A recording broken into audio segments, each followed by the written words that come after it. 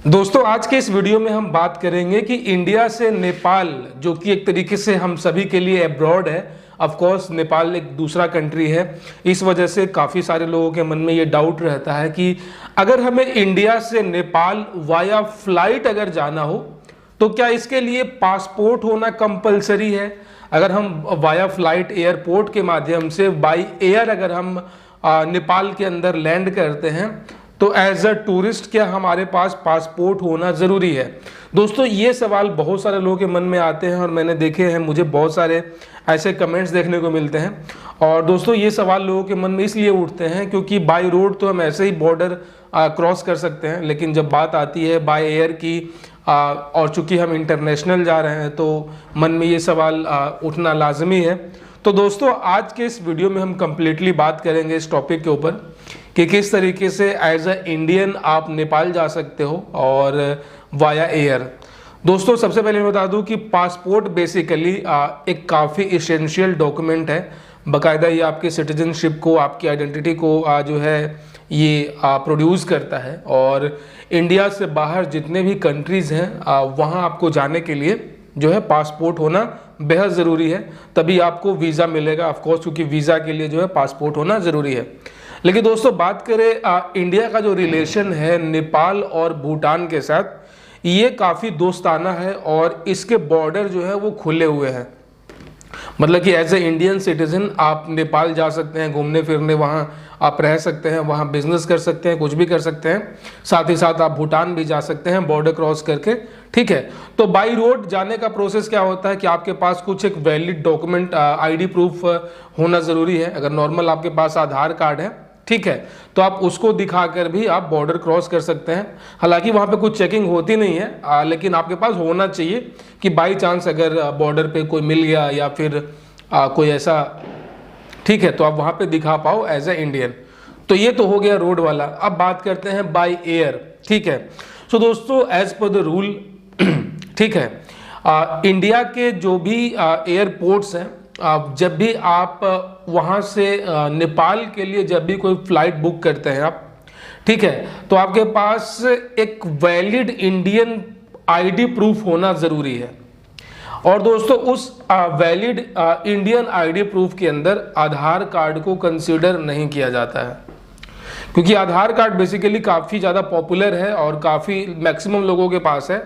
और बहुत सारे ऐसे केसेस देखने को मिले हैं जहाँ पे अवैध रूप से इंडिया में आए बांग्लादेशी लोगों ने जो है आधार कार्ड बनवा लिया था। हालांकि ये पहले अलाउड था, लेकिन इधर जो है पिछले कुछ सालों से, या बात करें 2017-18 के बाद रूल्स में कुछ चेंजेस हुए हैं, उसके तहत अब इंडियंस के पास वैलिड वोटर आईडी होना बेहद ज़रूरी है।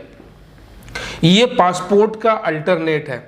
मतलब कि अगर आपके पास पासपोर्ट है तब तो सर्वे सर्वा सबसे बड़ा डॉक्यूमेंट आपके पास है ही, तब तो कोई चक्कर ही नहीं है, कोई दिक्कत ही नहीं है।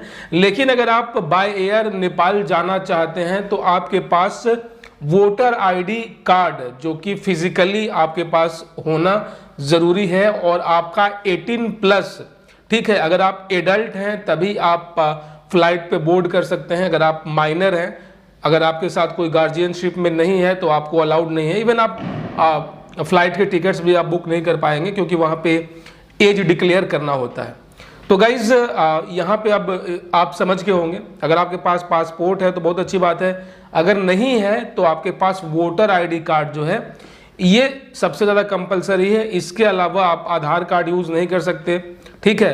पैन कार्ड भी यहाँ पे अलाउड नहीं है। मैं फिर से रिपीट कर दूं दोस्तों, पैन कार्ड भी यहाँ पे अलाउड नहीं है। 2017 के बाद पैन कार्ड को भी बंद कर दिया गया है, कुछ सुरक्षा के कारण रहे होंगे जिसकी वजह से, ठीक है। अब बात कर लेते हैं इमिग्रेशन का कि यहाँ पे क्या इमिग्रेशन का भी कोई सीन है। तो नॉर्मली जो है दोस्तों यहाँ पे काफ़ी एक फॉर्मेलिटी वाला इमिग्रेशन तो होता ही है, जिसपे आपके पासपोर्ट के ऊपर जो है एग्जिट लगाया जाएगा, एंट्री लगाया जाएगा। और अगर आप वोटर आईडी कार्ड के ऊपर जा रहे हैं तो आपको एक डिक्लेरेशन फॉर्म भरना होता है जिसमें आप अपने साथ क्या क्या कैरी कर रहे हैं, ठीक है, इसकी आपको डिक्लेरेशन करनी होती है। और कोई भी सवाल जवाब यहाँ पे होता नहीं है, क्योंकि लोग जानते हैं कि नेपाल तो अपना ही कंट्री है एक तरीके से, मतलब कंट्री नहीं है लेकिन भाईचारा है। तो आप बाई एयर जा रहे हैं, बाई रोड भी वापस आ सकते हैं, ठीक है। तो इमिग्रेशन यहाँ पे कुछ हार्ड नहीं होता है, नॉर्मल सवाल जवाब ऐसे ही कुछ नहीं होता, आप जा सकते हो, मेरा अपना एक्सपीरियंस है। लेकिन हाँ, एक चीज़ बिल्कुल क्लियर है कि आपके पास इंडियन वोटर आईडी कार्ड होना बेहद ज़रूरी है।